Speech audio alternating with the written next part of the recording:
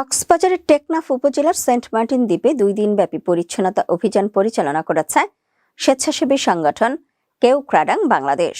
যত মানুষই আসে না কেন অনেক ট্র্যাশ হয়, আমাদের অনেক প্লাস্টিক প্যাকেট হয়, বটল হয়, র্যাপার্স হয়। আমরা যে ক্লিন আপ করলাম, যাই পেয়েছি না কেন, মোস্ট অফ দ্য ট্র্যাশ আর প্লাস্টিক।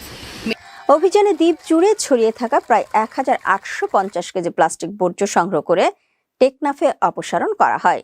6 ডিসেম্বর বিকেলে অভিযানের সমাপ্তি ঘোষণা করা হয়।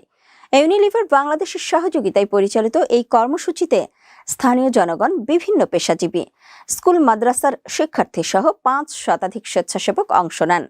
কেউক্রাডাং বাংলাদেশের সমন্বয়কারী মুনতাসির মামুন বলেন, 2 দিনের অভিযানে সেন্ট মার্টিনের অলি-গলি ও সৈকতের বিভিন্ন পয়েন্ট থেকে প্লাস্টিক বোতল, প্যাকেট সহ বিভিন্ন অপচনশীল বর্জ্য সংগ্রহ করা হয়েছে।